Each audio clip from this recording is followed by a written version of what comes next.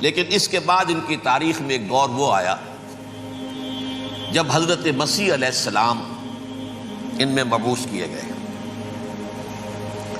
یہ 1400 سالہ تاریخ کا کلائمیکس ہے یہود کی۔ جب کتاب انہیں دی گئی تھی تورات حضرت موسیٰ کے ذریعے، وہ 1400 قبل مسیح کا واقعہ ہے۔ اس وقت سے لے کر اللہ کا وہ فضل ان پر ہوا کہ کوئی ایک لمحہ ایسا نہیں آیا 1400 برس میں کہ ان کے ہاں کوئی نہ کوئی نبی موجود نہ۔ یہ تار ٹوٹا ہی نہیں، 2 سے شروع ہوا، موسیٰ ہارون علیہ السلام، اور 1400 برس کے بعد پھر آخری 2 ہیں، عیسیٰ اور یحییٰ علیہ السلام۔ یوں سمجھ لیجئے، اور اس کے درمیان یہ تار ہے، اور اس تار میں کوئی ایک لمحہ ایسا نہیں آیا کہ کوئی نبی موجود ہو۔ اس میں اتار چڑھاؤ بہت سے آئے ہیں، اس کا وہ میرا موضوع نہیں ہے اس وقت۔ قبل مسیح کی تاریخ جو ہے وہ میرا موضوع نہیں ہے۔ قرآن مجید میں سورہ بنی اسرائیل کے پہلے رکوع میں اس کا تذکرہ موجود ہے۔ وَقَضَيْنَا إِلَىٰ بَنِي إِسْرَائِيلَ فِي الْكِتَابِ لَتُفْسِدُنَّ فِي الْأَرْضِ مَرَّتَيْنِ وَلَتَعْلُنَّ عُلُوًّا كَبِيرًا۔ 2 مرتبہ ان پر عذاب کے کوڑے برسے، پہلے اشوریوں کے ذریعے سے جو شامی تھے، سیرینز اشوری کہلاتے ہیں، پھر بابلیوں کے ذریعے سے یعنی عراقیوں کے ذریعے سے، بیبیلونیا نام تھا عراق کا پہلے، ان پر بہت بڑی بڑی تباہیاں آئیں، اللہ تعالیٰ کی طرف سے عذاب آئے۔ اس کے بعد پھر دوسرے دور میں دوسرا اقتدار کا دور آیا، خربستیاں بڑھ گئیں، تو پہلے گریکس کے ذریعے سے، یونانیوں کے ذریعے سے، اور پھر رومیوں کے ذریعے سے انہیں پسوایا گیا۔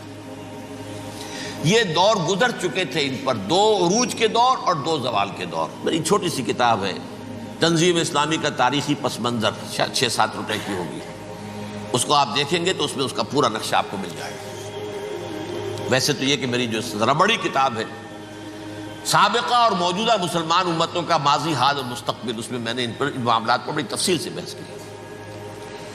بہرحال یہ جو دور تھا ان کا 1400 سالہ، وہ اونچ نیچ سے ہوتا ہوا جب آیا ہے حضرت مسیح کی بعثت پر، تو ان کی شرارت کی انتہا یہ ہو گئی کہ اللہ تعالیٰ نے مسیح کو رسول بنا کر بھیجا، رسولاً الی بنی اسرائیل۔ حضرت موسیٰ اور حضرت عیسیٰ کے درمیان رسول کوئی نہیں ہے، سب نبی ہیں۔ حضرت موسیٰ رسول تھے اور حضرت عیسیٰ رسول ہیں۔ درمیان میں داؤد ہو، سلیمان ہو، یشعیاہ ہو، زکریا ہو، یہ سب نبی ہیں، یحییٰ نبی ہے، رسول نہیں ہے۔ لہذا وہ شہید کر دیے گئے، رسول شہید نہیں ہو سکتا، قتل نہیں ہو سکتا۔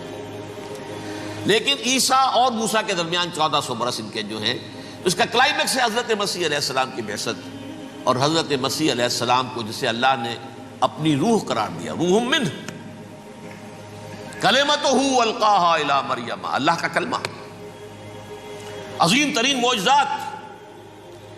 انہوں نے کیا کہا؟ یہ ولد الزنا ہے، حرام زادہ ہے، معاذ اللہ، نقل کفر نہ باشد، یہ جادوگر ہے، یہ مرتد ہے، یہ واجب القتل ہے۔ اصل حکومت اس وقت رومیوں کی تھی حکومت، لیکن انہوں نے انہیں آٹونومی دے رکھی تھی، اپنے مذہبی معاملات تم خود طے کر سکتے ہو۔ تو کائفاس جو اس وقت کا ان کا ہیڈ ربائی تھا سب سے بڑا، اس کی عدالت نے فیصلہ کیا مسیح کو سولی چڑھا دیا جائے۔ پائلیٹس پونٹس، اس کے پاس ان کی ازداش پہنچ گئی، یہ ہمارا مجرم ہے مذہبی، یہ مرتد ہے، یہ کافر ہے، یہ جادوگر ہے، یہ واجب القتل ہے، اسے قتل کرو، سولی چڑھا دو۔ خیر وہ لمبی بات ہو جائے گی، اس نے تو اپنے ہاتھ دھوئے کہ صاحب ہمارے پاس کوئی جرم نہیں ہے اس کے خلاف، تم کہتے ہو تو ٹھیک ہے، سولی چڑھا دیتے۔ یہ دوسری بات ہے کہ اللہ نے حضرت مسیح کو اٹھا لیا آسمان پر، ان کی جگہ وہ شخص سولی چڑھا جس نے غداری کر کے گرفتار کروایا تھا، جوڈاس اسکیریوٹ، اس کی شکل اللہ نے بدل دی حضرت مسیح کی سی، اور حضرت مسیح کو فرشتے اٹھا کے اوپر لے گئے، وہ زندہ آسمان پر اٹھا لیے گئے۔ اور یہ ساری تفاصیل نہ قرآن میں ہے نہ حدیث میں ہے، یہ انجیل میں ہے۔ لیکن انجیل کون سی؟ برنباس کی انجیل، gospel of the Lord according to Saint Barnabas. یہ حواریین مسیح میں سے تھے، لیکن عیسائی ان کو تسلیم نہیں کرتے، ان کی بائبل کو صحیح نہیں مانتے، کینونیکل نہیں مانتے۔ 100 انجیلیں تھیں، 104 تھیں، جن میں سے 4 چنی ہیں انہوں نے، یہ متی اور جان اور مرقس مارکس، یہ ہے تو یہ 4 انجیلیں ہیں، انہوں نے تسلیم کیے کہ یہ کینونیکلز ہیں، یہ تو ہیں حقیقی، باقی جو ہیں 100 اس کو وہ تسلیم نہیں کرتے۔ ان میں سے ایک ہے یہ برنباس، اس میں یہ تفصیل ہے کہ اللہ تعالیٰ نے اس شخص کی، جیوڈاس کی، جیوڈاس اس کو انگریزی میں کہتے ہیں، اس کی شکل بدل دی حضرت مسیح کی سی، وہ گرفتار ہوا، وہ سولی چڑھا۔ وہ غدار تھا، غداری کی سزا اسے ملنی تھی، وہ مل گئی۔ حضرت مسیح کو فرشتے 4 اٹھ رہے ہیں، جس کوٹھڑی میں حضرت مسیح مقیم تھے، ایک باغ کے اندر روپوش تھے، اس کی چھت پھٹی ہے، 4 فرشتے آئے ہیں، حضرت مسیح کو اٹھا کر لے گئے ہیں، چھت برابر ہو گئی ہے، اس کے بعد وہ شخص پکڑا گیا۔ بہرحال حضرت مسیح کو اللہ نے اٹھا لیا آسمان۔ لیکن وہ دن ہے کہ اس قوم کو اب مغضوب علیہم قرار دے دیا۔ نوٹ کر لیجئے، اصل میں تو ہونا یہ چاہیے تھا کہ رسول کی جان کے درپے جب کوئی امت ہو جاتی تھی تو اللہ کا قاعدہ یہ تھا کہ اس امت کو نسیہ منسیہ کر دیا جائے۔ حضرت نوح کی قوم کو ختم کیا یا نہیں؟ حضرت ہود کی نگاہوں کے سامنے قوم عاد برباد کی گئی یا نہیں؟ حضرت صالح کی نگاہوں کے سامنے قوم سمود برباد ہوئی؟ یہ اللہ کا قاعدہ رہا۔ سدوم اور عمورہ کی بستیاں حضرت لوط علیہ السلام جہاں بھیجے گئے، مدین کا علاقہ جہاں حضرت شعیب بھیجے گئے، اہل فرعون جن کی طرف موسیٰ کو بھیجا گیا، سب ہلاک کر دیے گئے۔ کیونکہ رسولوں کے بارے میں اللہ کا ذات، نبیوں کے بارے میں یہ بات نہیں ہے۔ نبی آیا، اس نے دعوت دی، جس نے مان لیا اچھا کیا، اپنے لیے اچھا کیا، نہیں مانا اس کی اپنی جو ہے آپت برباد ہو گئی۔ دنیا میں کوئی فیصلہ اس کا نہیں ہوتا، لیکن رسولوں کا معاملہ یہ ہوتا ہے کہ دنیا میں وہ اللہ کی عدالت بن کر آتے ہیں، مانو گے تو بچو گے، نہیں مانو گے ہلاک ہو جاؤ۔ تو اس اعتبار سے وہ مستحق تو ہو چکے تھے اس کے کہ انہیں ہلاک کر دیا جائے۔ اب اللہ کی کوئی خصوصی مشیت ہے، اس میں کیا حکمت ہے؟ وہ ہے ایک حکمت، میں بعد میں اگر وقت ہوا تو بتاؤں گا۔ فیصلہ یہ کیا اللہ نے کہ حضرت مسیح کو تو اٹھا لیا زندہ، اور ان کی رسی ابھی مزید دراز کر دی، کہ ان کو ابھی مہلت دے دی کہ تمہیں آخری استیصال، جس کو عذاب اکبر کہتا ہے قرآن، سورہ سجدہ جو حضور ہر جمعے کی پہلی رکعت میں فجر میں پڑھتے تھے، وَلَنُذِيقَنَّهُم مِّنَ الْعَذَابِ الْأَدْنَىٰ دُونَ الْعَذَابِ الْأَكْبَرِ لَعَلَّهُمْ يَرْجِعُونَ۔ چھوٹے چھوٹے عذاب اور ایک بڑا عذاب، جبکہ قوم بالکل برباد، نسیم منسیہ، کأن لم یغنوا فیہا، ایسے ہو جائیں جیسے کوئی تھے ہی نہیں آبادیاں، لا یرا الا مساکنہم، اب ان کے مسکن نظر آتے، مکین نظر نہیں آتے۔ یہ عذاب اکبر جو ہے وہ ان پر نہیں آیا، حالانکہ وہ مستحق ہو گئے تھے اسی وقت۔ اس کو یوں سمجھیے کہ کسی شخص کو پھانسی کا حکم تو ہو جائے، ایگزیکیوشن نہیں ہوتا ہے، کئی سال گزر جاتے ہیں پڑے ہوئے، اور معاملات جو ہیں وہ چلتے رہتے ہیں۔ یہ معاملہ ہوا اس کے ساتھ، ورنہ یہ مستحق ہو چکے تھے آخری بربادی تباہی کے، عذاب استیصال، جڑ سے کاٹ دینے والا عذاب، وہ آ سکتا تھا ان پر اسی وقت، لیکن اللہ نے ان کی مہلت دراز کی ہے۔ لیکن اس کے بعد اللہ نے ان کو ایک اور موقع دیا۔ 600 برس بعد حضرت مسیح کے محمد الرسول اللہ صلی اللہ علیہ وسلم کی بعثت ہوئی، اور یہ میں سمجھتا ہوں کہ اس قوم پر اللہ کا اتنا بڑا فضل تھا، اتنا بڑا فضل تھا، اتنا بڑا فضل تھا۔ اب پھر ایک موقع دیا، عسیٰ ربکم ان یرحمکم وان عدتم عدنا، دیکھو اب بھی تمہیں ہم ایک موقع دے رہے ہیں، تمہارا رب تمہارے اوپر اب بھی فضل کرنے کو تیار ہے، رحم فرمانے کو تیار ہے۔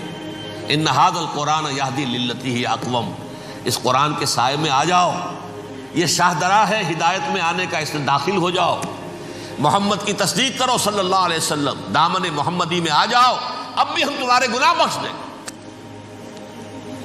لیکن نہیں، اس قوم نے حضرت محمد صلی اللہ علیہ وسلم کی دشمنی کی کمر کس لی، اور اب یوں سمجھیے اس تاریخ سے لے کر آج تک یہ گٹھ جوڑ ہے۔ ظاہر بات ہے کہ ابلیس کا بھی اصل دشمن اب کون ہے، یا ہدف کون ہے، ٹارگٹ کون ہے؟ جنہوں نے محمد کو نہیں مانا صلی اللہ، وہ تو ہے ہی جہنمی، ان پر کوئی اور محنت کرنے کی ضرورت کیا ہے؟ سمجھ گئے میری بات؟ حضور کی بعثت کے بعد جنہیں حضور کو رد کر دیا، ان پر ایمان نہیں لائے، وہ کون ہے؟ کافر، وہ جہنمی ہے ہی ہے۔ لہذا اس کے اوپر کوئی محنت صرف کرنے کی ابلیس کو ضرورت نہیں، اس کا اصل ٹارگٹ امت محمد ہے صلی اللہ علیہ وسلم۔ وہ ساری نوع انسانی کی دشمنی اب آ کر مرکوز ہو گئی ہے امت محمد صلی اللہ علیہ وسلم کی دشمنی پر. اور اسی طرح یہود کا معاملہ، اگرچہ ویسے پوری نوع انسانی کے دشمن ہیں، انہیں حیوان سمجھتے ہیں، ان کی جان مال اپنے لیے مباح سمجھتے ہیں، جس طرح چاہیں لوٹے کھسوٹے کھائیں پیئے انہیں، لیکن اب ان کی بھی دشمنی کا سب سے بڑا مرکز امت محمد. کیوں؟ وہی تکبر اور حسد، وہی بیماریاں. انہیں تکبر یہ ہو گیا تھا کہ 2000 سال سے یہ نبوت ہماری میراث، ہماری جاگیر. بنو اسرائیل کے اندر سینکڑوں نبی آئے، 3 کتابیں اللہ نے ہمیں عطا کی. یہ کہاں سے آ گیا محمد صلی اللہ علیہ وسلم؟ معاذ اللہ ثم معاذ اللہ. یہ امیین میں سے، یہ جنٹائلز میں سے، یہ گوئنز میں سے، یہ حقیر ان پڑھ. کہاں ہم، کہاں یہ نہیں تسلیم کریں گے. حالانکہ قرآن کہتا ہے یعرفونہ کما یعرفون ابناہم. ان کے علماء ایسے پہچانتے تھے حضور کو جیسے اپنے بیٹوں کو پہچانتے کہ یہ آخری نبی ہے، لیکن تکبر اور حسد کی آگ میں جل اٹھے. اب ان کے بھی دشمنی کس سے ہے؟ محمد اور امت محمد صلی اللہ علیہ وسلم. یہ گٹھ جوڑ ہے. اب دیکھیے، یہ ہے میری گفتگو کا اب تک کی گفتگو کا حاصل، یہ گٹھ جوڑ.